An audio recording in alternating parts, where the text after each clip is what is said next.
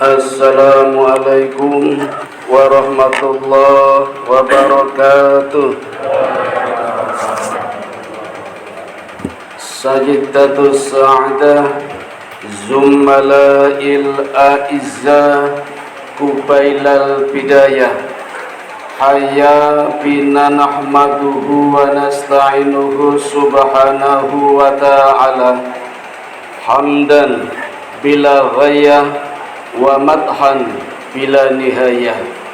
Ashhadu an la ilaha illallah wahdahu la syarika lah wa ashhadu anna muhammadan abduhu wa rasuluhu la nabiyya ba'dah.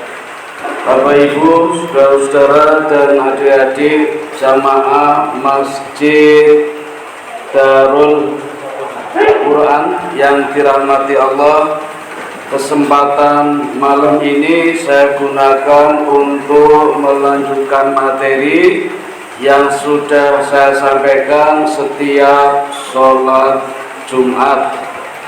Bapak-bapak yang senantiasa Jumatan di masjid ini, kalau masih ingat materi saya sampai di mana Bapak? Oh, lali kabeh.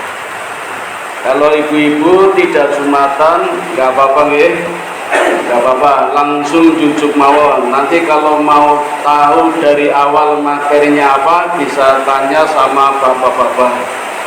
Selama ini khotbah Jumat saya selalu menyampaikan materi tentang kisah perjalanan dakwah para nabi dan rasul.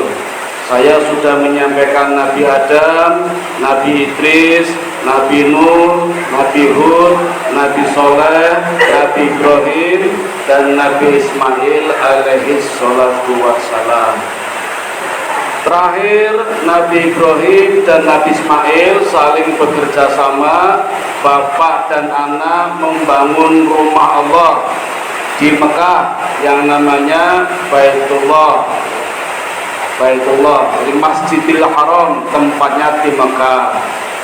Selesai membangun Ka'bah, Nabi Ibrahim pamitan pulang ke Palestina dalam waktu yang sangat lama. Dan jangan kaget Bapak Ibu, pulangnya menggunakan buruk. Jadi ternyata yang menggunakan buruk tidak cuma Nabi Muhammad sallallahu alaihi wasallam. Nabi Ibrahim pun menggunakan buruk. Jaraknya jauh tapi dapat ditempuh dalam waktu sekejap dari Mekah ke Palestina.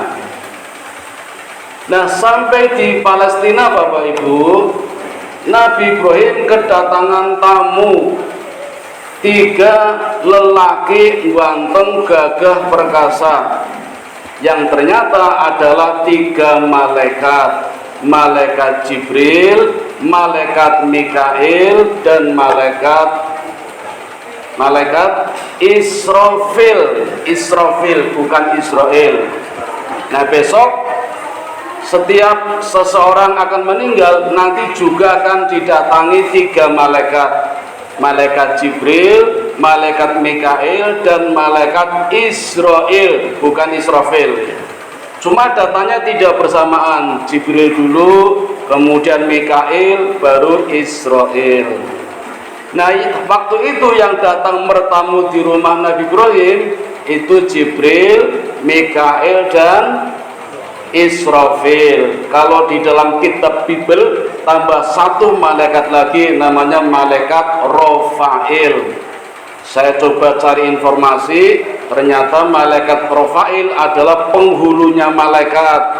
Kalau memang penghulunya malaikat, ternyata nama aslinya adalah Azazil, anaknya iblis. Nah, ini di dalam kitab Bible, maka nggak saya pakai yang 3 malaikat saja.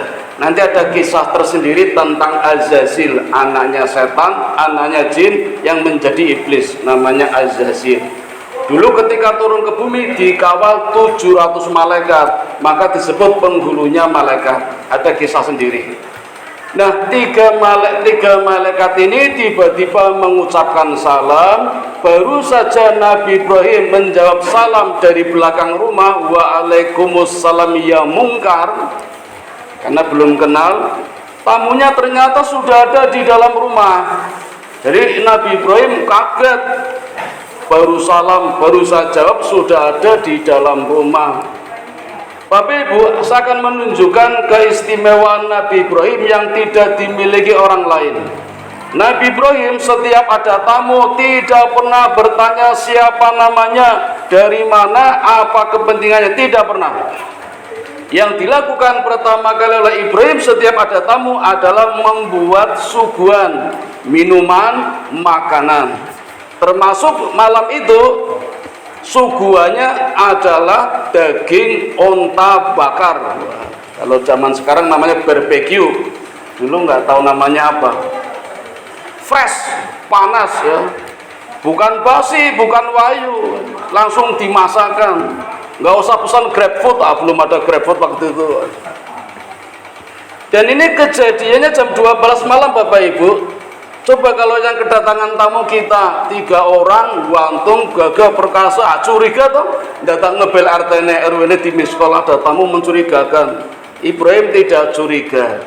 Curiganya justru ketika disuguhkan tangannya tidak menyentuh, disuruh makan tidak mau.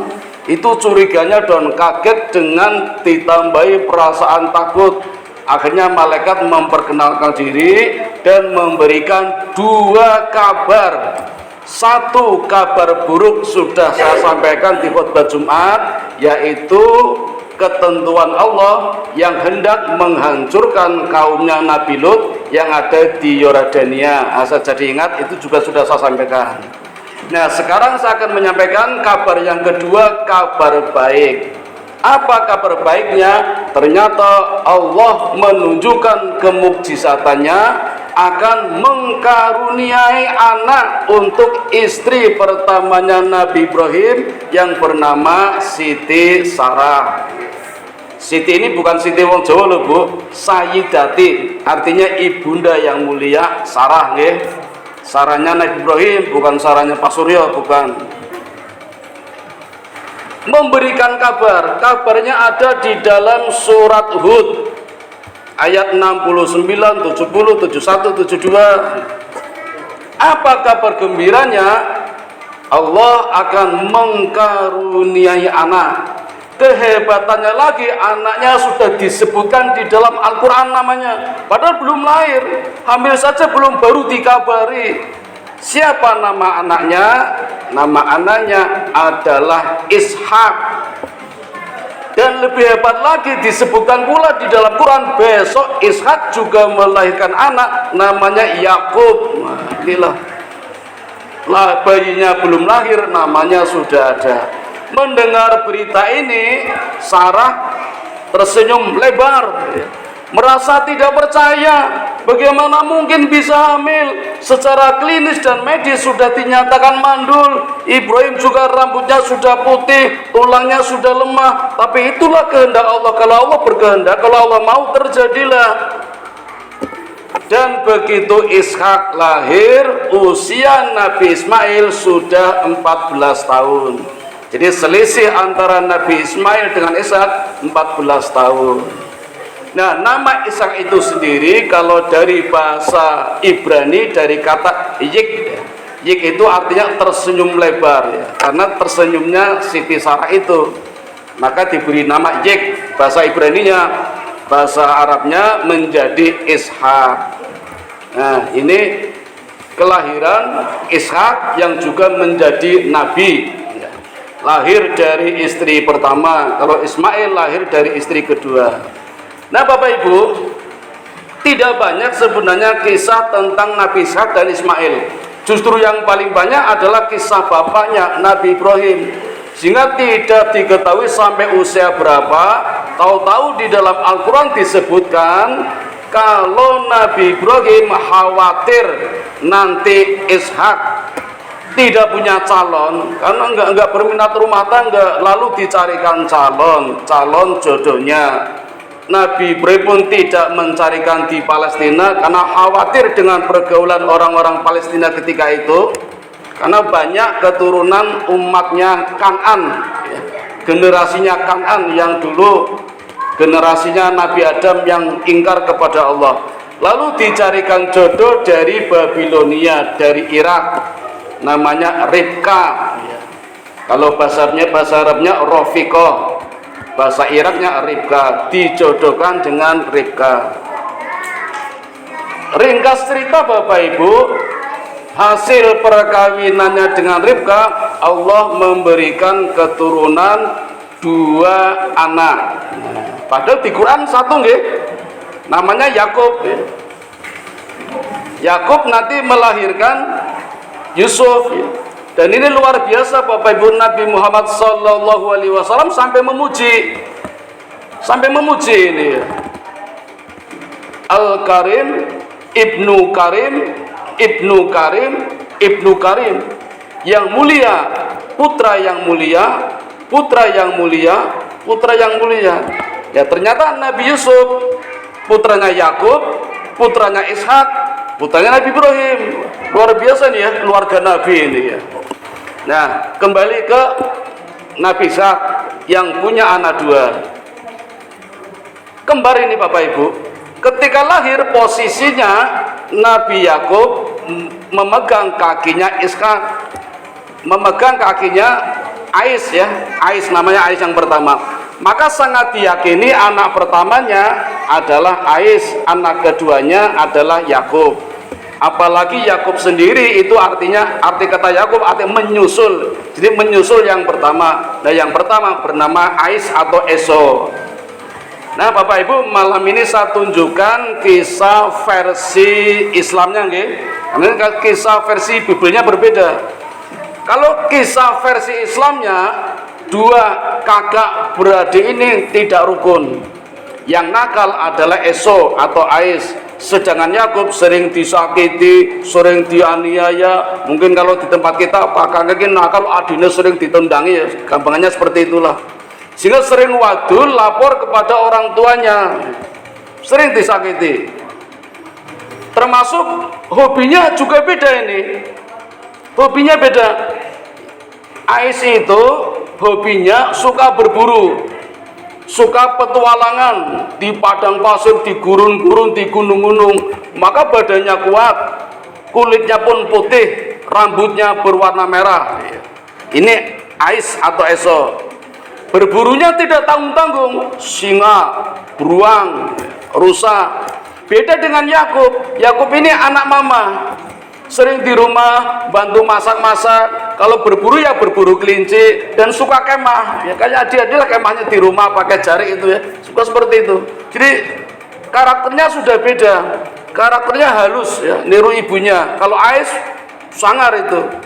Ini versi Islam. Nah, di dalam versi Islam sering diceritakan kalau Ais sering menyakiti Ayub. Termasuk ketika Ayub masak ya dirusui masakannya. Nah, melihat perbuatan kakaknya kejam kepada adiknya, Nabi Ishak akhirnya menikahkan Ais, tujuannya agar tidak nakal lagi, karena biasanya kalau sudah punya istri tidak nakal. Tapi ternyata sama aja tetap nakal.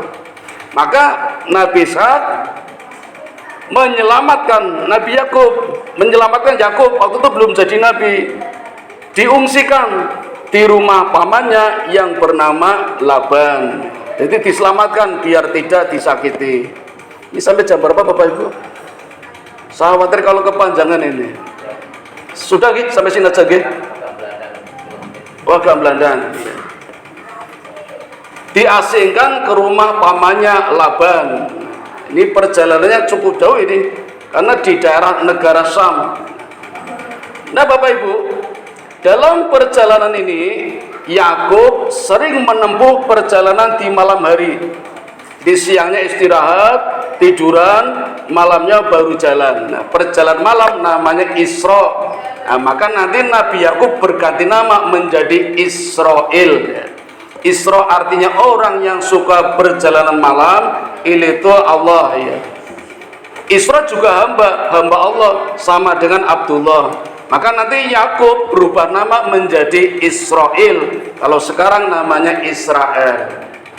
Nah, ketika siang hari istirahat di suatu tempat, Nabi Yakub, biar mudah saja bilang Nabi Yakub, maten nggih.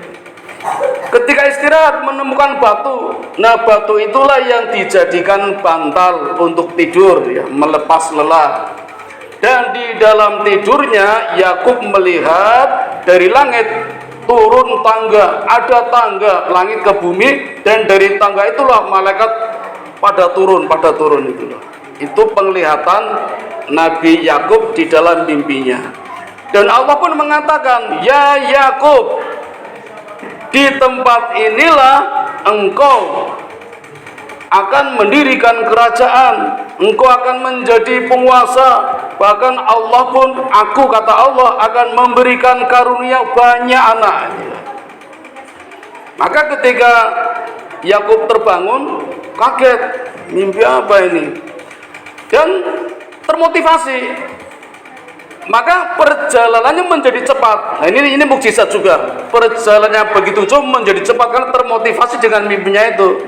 Maka sampailah di tempat pamannya yang namanya Laban. Ini masih versi Islam, nggih. Yang versi Bible besok aja kalau ketemu lagi. Nah, ternyata Bapak Ibu di rumah pamannya Laban itu pamannya, adiknya Ribka itu punya 2 anak perempuan semua. Yang pertama namanya Ilya atau Lia atau Laya, namanya banyak ini dari berbagai bahasa.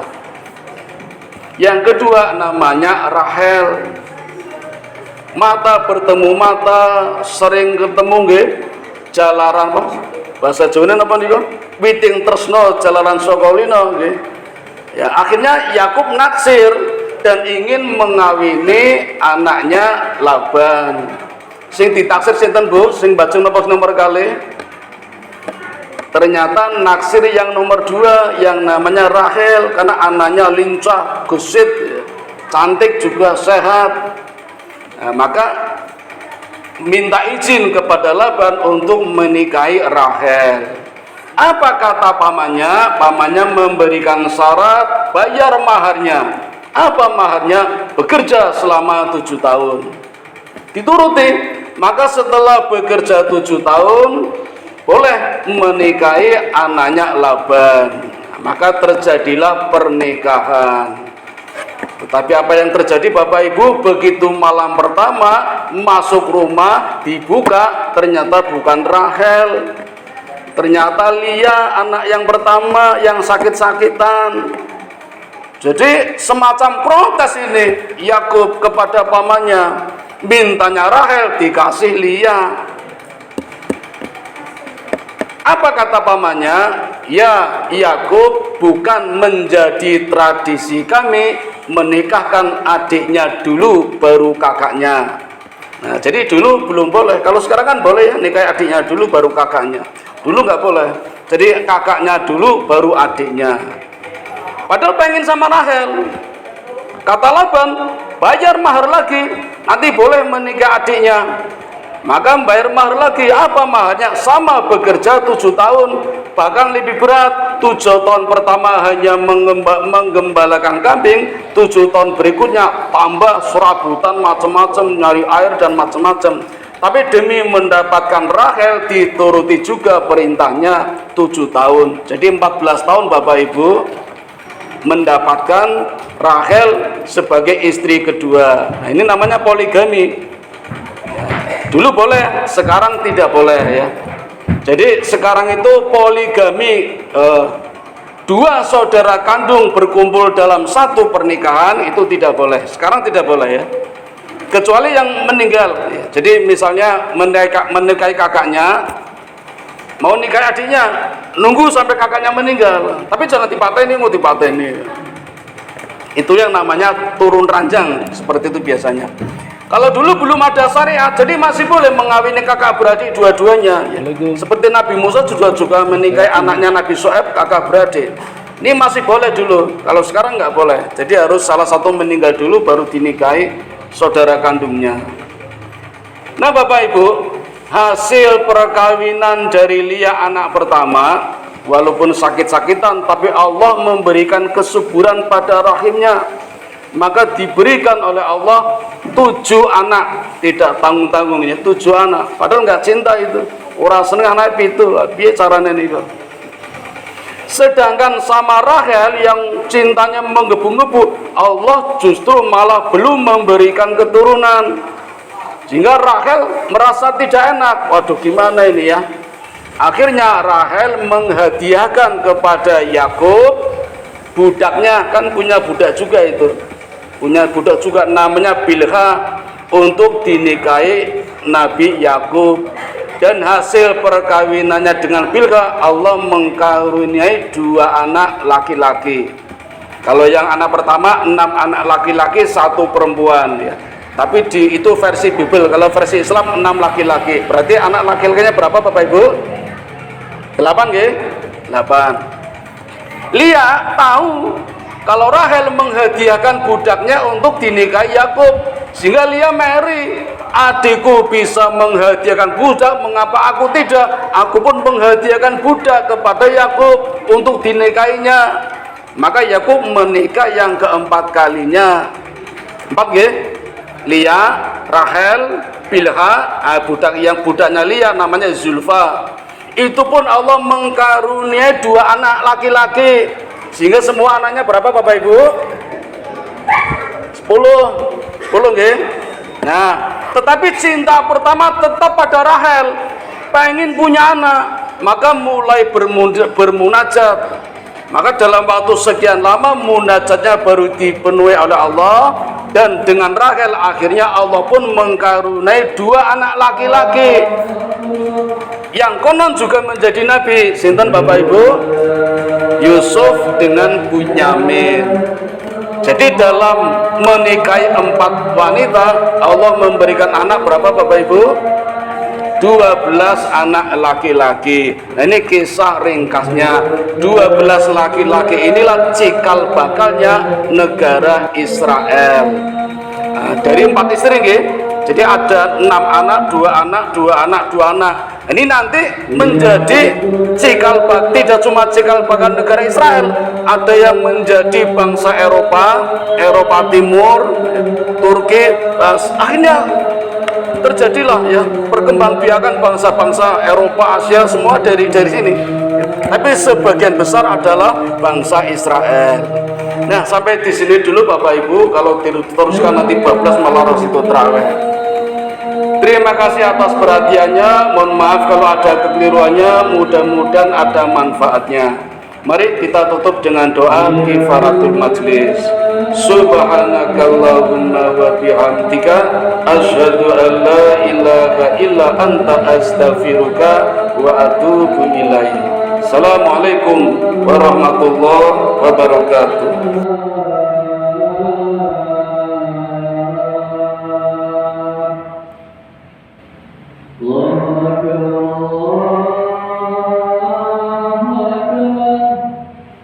Ya